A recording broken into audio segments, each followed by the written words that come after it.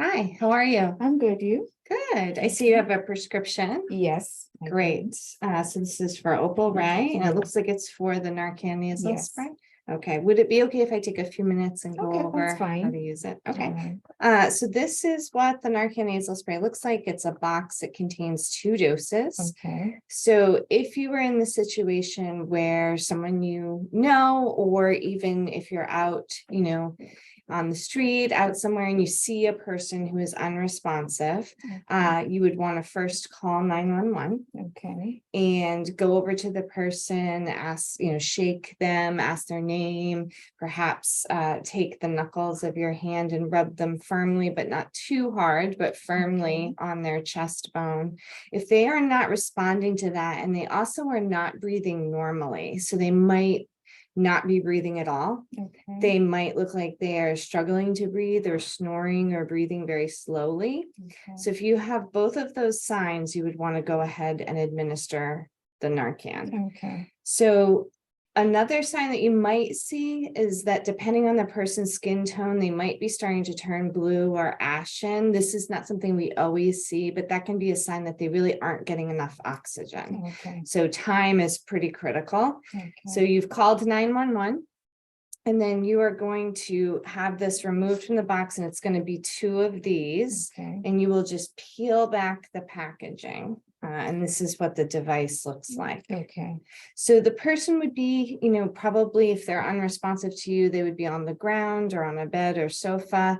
You would want to have them on their back and sort of support their neck while you take this nasal spray, holding it just like this with 2 fingers on either side of the nozzle and a thumb on the plunger. You would put that into the person's nose, and it's just a single push. Okay. And that is going to spray up into the nostril. Okay. You would want to, at that point, start CPR if they are not breathing normally. So you can do that by placing your hands on top of one another, putting it in the center of their chest, sort of between the level of their nipples. And you would want to push firmly and rapidly. They usually say to the beat of the song Staying Alive, the sort of classic Bee Gees song. So it's sort of 100 beats per minute. So it's pretty rapid, but that is to circulate oxygen throughout their body. Okay. If after 2 minutes, and you may want to set a timer, because in a stressful situation, 2 minutes is going to feel like a really long time. So you don't need to give these more frequently than every 2 minutes. Okay. So maybe if you have people there with you, you could say, could you set a timer, kind of involve the bystanders? If you're by yourself, you might have to do it on your phone yourself. Or when you're on with the 911 operator, you could ask them to tell you when it has been 2 minutes, so they can keep time for you. So just depending on the situation. Okay. So you're doing CPR, and if after 2 minutes and they say, it's been 2 minutes, you would want to open another package. If they still are not breathing normally, open it up and do the same steps. You would do it in the other nostril. Just repeat those steps and press that in. And then again, continue your chest compressions. Okay. Hopefully EMS would be there, depending, I guess, if you were in a more rural area, it might take a little while for EMS to get to you. So we can give you more than 2 doses if you feel that that might be helpful for you to have. So these, you don't have to have a prescription for them. You have one, so we can put that through under your health insurance, but you can really get them also without a prescription. Okay. Yes. So what questions do you have for me? I know that was a lot of information. Okay. So how, aside the person getting better or coming around after being unconscious, what else would I expect? Because I know all medications have side effects. So. Right. So what we see with Narcan nasal spray is it doesn't necessarily have side effects per se, but what it will do is, because it's knocking the opioids off of the receptors in the brain, people who are dependent on opioids might start to have withdrawal symptoms. Okay. So that's going to depend on the person. Some people, it might be quite severe, the withdrawal symptoms, and some people will have mild or no symptoms. So it just really depends. What that would look like is usually vomiting.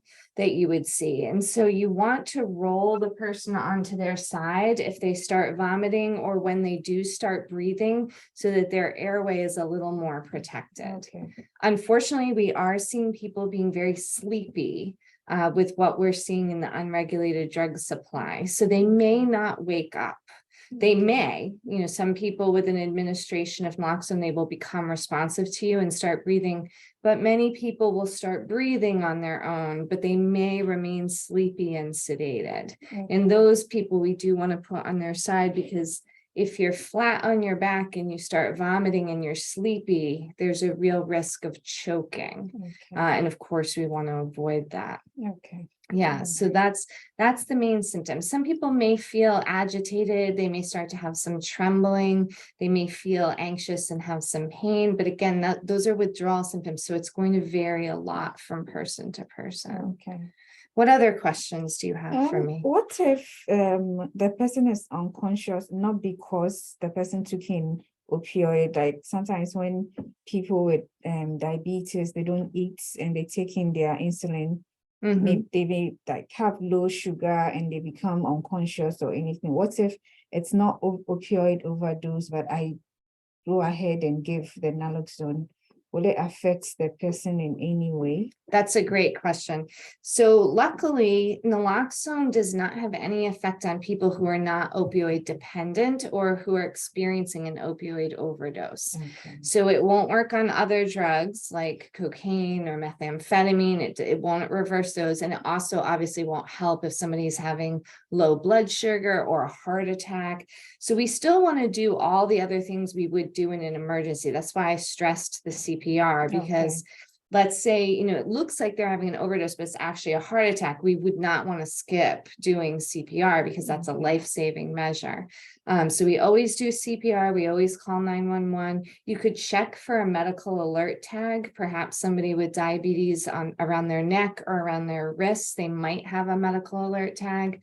But certainly giving them naloxone will not harm them in any way, but it also will not help them if it's not an overdose. So that's a fantastic question. Yeah. All right.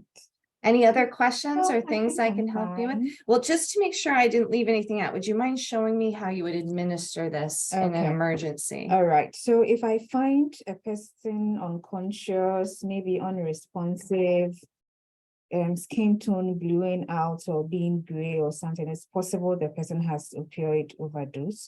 So I would have to kind of prop the person up a little bit and support the neck with my hand, and then insert this into the person's nostril, push as far as I can, and then just release the plunger to push the medication in there. But before that, I should call 911. Yes, perfect. And then after pushing it, I would have to monitor the person for about 2 to 3 minutes. But whilst doing that, I would have to apply chest compressions to the patient. So if after about the 2 to 3 minutes, the person is still unresponsive or progress hasn't been made with the breathing, then I can administer a second dose of the Narcan in the other nostril, not the first one that I inserted in, and then follow the same process. Then afterwards, I should be able to put the person in the recovery position or that on the person's side, so that if the person vomits or something, there will be no aspiration or choking when the person vomits, and then hopefully emergency help would have arrived at that time. Hopefully. Yeah. So yeah. Perfect. That was fantastic. And, each one is just a single use. So Okay. once you've used one, it's just, can go in the regular trash. So, and then when you need more, again, you don't have to have a prescription. You can get this even through the mail, but you can also come in here. We can give you as many as you need for overdose response. And thank you for coming in today. You're You could help welcome. save a life. Thank you. And have